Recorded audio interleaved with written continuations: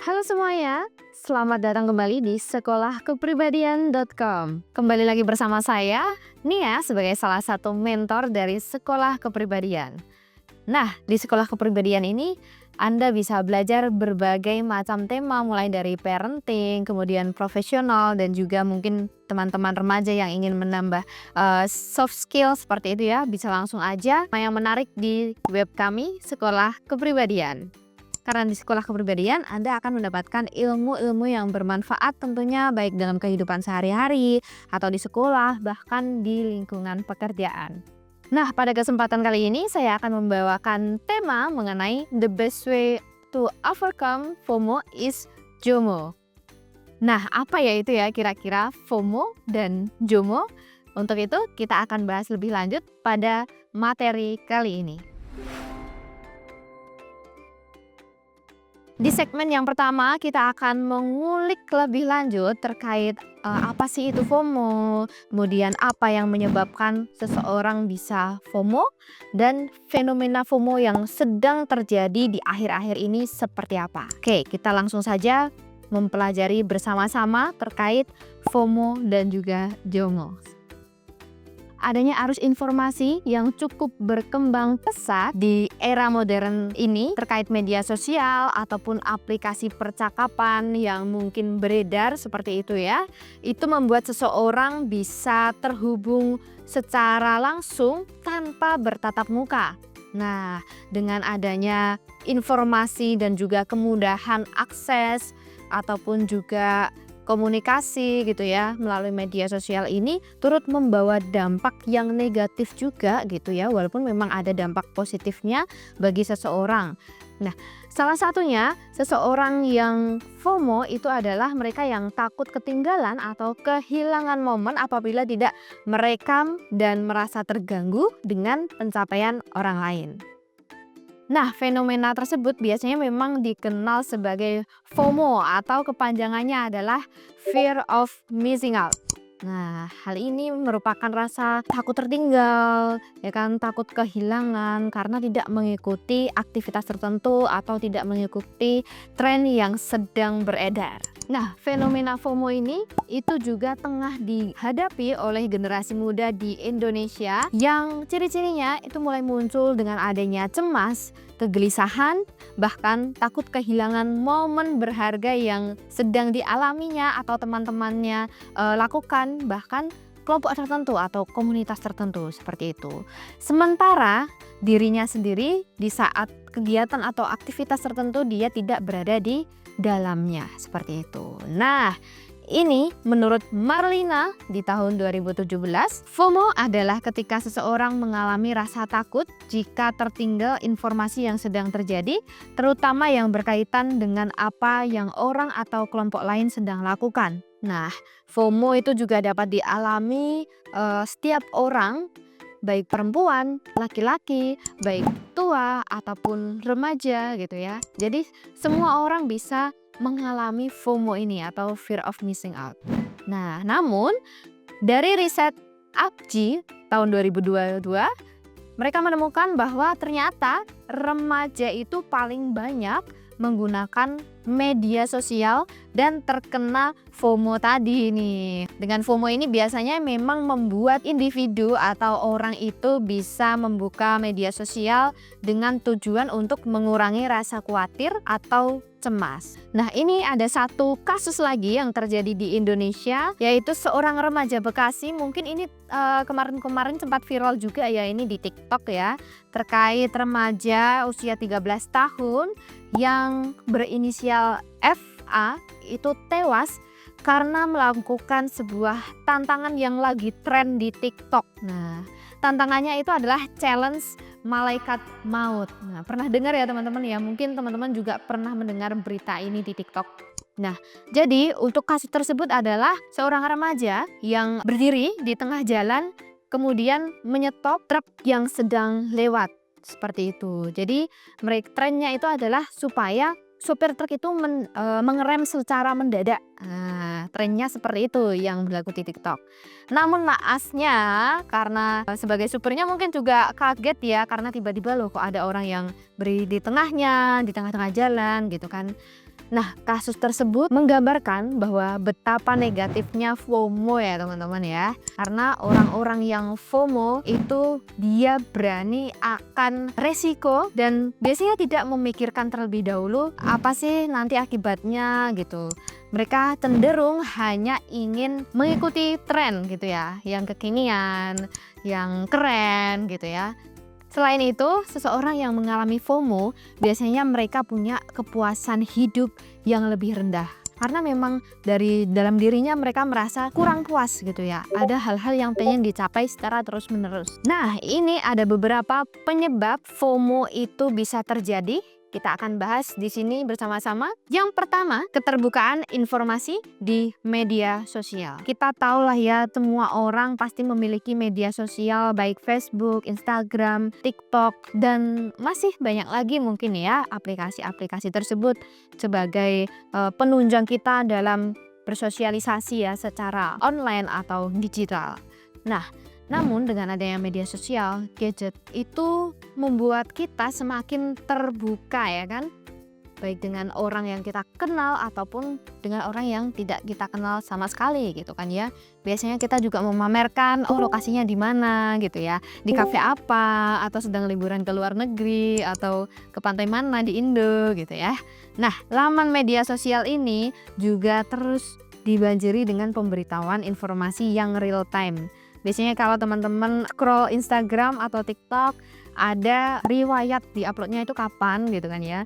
Biasanya 4 jam yang lalu, 5 jam yang lalu seperti itu. Jadi memang real time dan sesuai lokasinya gitu. Jadi mereka lokasinya sedang di mana tuh bisa diketahui. Keterbukaan informasi saat ini pun itu juga mengubah culture budaya masyarakat yang bersifat privacy menjadi budaya yang lebih terbuka. Yang kedua, penyebab adanya FOMO yaitu adalah tidak terpenuhinya kebutuhan psikologis akan relatedness. Maksudnya gimana sih ini ya?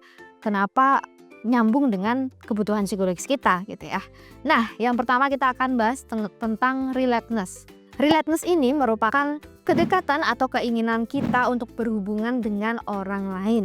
Nah, ini adalah kebutuhan yang timbul dalam diri kita sendiri untuk merasakan perasaan terhubung di dalam kelompok atau dengan orang lain. Nah, kondisi seperti ini itu seperti tali yang kuat sehingga dapat memuaskan kebutuhan pertalian atau kebutuhan individu tersebut ingin memiliki kesempatan lebih baik untuk berinteraksi dengan orang-orang yang dianggap penting. Nah, apabila teman-teman kehilangan kebutuhan psikologis tersebut atau kehilangan relatedness atau tidak relate dengan orang-orang di sekitar teman-teman, mereka pasti akan merasa cemas dan mencoba mencari tahu kira-kira apa sih yang sedang dilakukan, what happening gitu ya, yang sedang terjadi baik di media sosial atau di lingkungan sekitarnya. Kita lanjut, yang ketiga penyebab FOMO yaitu adalah tidak terpenuhinya kebutuhan psikologis akan self atau dirinya sendiri. Nah, hal ini berkaitan dengan kompetens dan autonominya. Nah, jadi tiap individu itu punya kompetens dan autonomi seperti itu. Nah, apabila kedua ini itu kurang terpenuhi, mungkin mereka akan kehilangan dirinya sendiri, merasa kurang berharga gitu ya. Menurunnya tingkat suasana hati yang positif. Jadi selalu mikirnya negatif, selalu mikirnya itu kurang, selalu cemas, memikirkan hal-hal yang sebenarnya tidak perlu dipikirkan. Nah, apabila kebutuhan psikologis dalam diri kita saja tidak terpenuhi, maka seorang individu biasanya akan menyalurkan melalui media sosial. Jadi biasanya orang-orang yang dirinya itu merasa masih kurang, dia akan meluapkannya melalui media sosial yang dimilikinya. Misalkan aktif banget nih main Instagram, aktif banget nih main TikTok. Nah, ayo siapa di sini yang screen time-nya lebih dari 5 jam ada? Nah, ada yang mungkin lebih dari 10 jam? Oke, jika ada mungkin kita bisa koreksi diri, bisa refleksi diri, apakah kita itu sudah puas dengan diri kita sendiri atau kita masih merasa kalau diri kita itu kurang gitu. Nah, hal ini akan menyebabkan seorang individu juga akan berusaha mencari tahu apa sih yang sedang terjadi di lingkungan sekitarnya atau di media sosial yang dia ikuti. Kita lanjut, penyebab yang keempat terjadinya FOMO itu dikarenakan social one-upmanship. Social one-upmanship itu merupakan perilaku di mana seseorang berusaha melakukan sesuatu yang membuktikan bahwa dirinya lebih baik dibandingkan orang lain. Jadi dia ingin mencari pembuktian diri seperti itu. Nah, FOMO juga disebabkan karena dipengaruhi adanya keinginan untuk paling hebat atau paling superior baik dalam bidangnya ataupun dalam keahliannya ataupun dalam lingkungan orang yang ada di sekitarnya. Nah, salah satu contoh aktivitas FOMO di media sosial yaitu dengan memamerkan barang-barang yang dia miliki atau aktivitas menarik yang seru gitu ya, dan diupload di media sosial mereka. Yang kelima, peristiwa yang disebarkan melalui fitur hashtag. Hashtag itu ada biasanya di postingan gitu ya, atau di story juga ada gitu ya, baik di TikTok, Instagram maupun Facebook.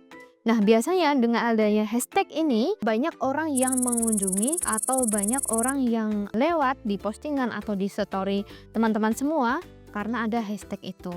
Misalkan aja baru-baru kemarin nih ada momentum atau berita ya terkait dipecatnya Sintayong. Nah, banyak orang yang langsung membuat berita postingan sedih galau gitu ya karena Sintayong dipecat, terus pakai hashtag gitu ya, tag Sintayong. Wah, langsung semua itu munculnya Sintayong, baik di X, di Instagram, di TikTok, di YouTube pun ada hashtagnya Sintayong. Nah, dengan hashtag tersebut biasanya orang-orang itu tidak mau ketinggalan pembicaraan atau topik yang sedang naik daun nih di media sosial gitu kan ya.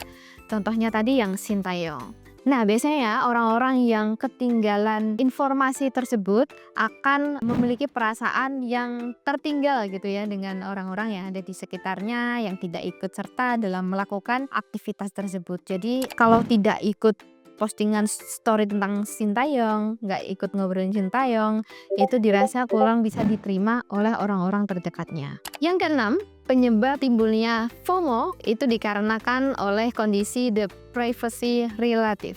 Maksudnya gimana ini untuk kondisi the privacy relative? Jadi ini adalah kondisi yang menggambarkan perasaan ketidakpuasan seseorang saat membandingkan kondisinya dengan orang lain. Seperti itu. Jadi kalau teman-teman udah mulai membanding-bandingkan diri dengan mungkin teman atau tetangga gitu ya, atau mungkin keluarga yang kiranya lebih sukses atau berprestasi di bidang tersebut.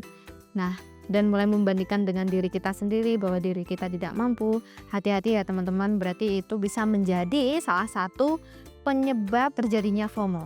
Perasaan missing out dan tidak puas dengan apa yang kita miliki itu bisa muncul karena kita memang membandingkan diri kita sendiri dengan orang lain di media sosial.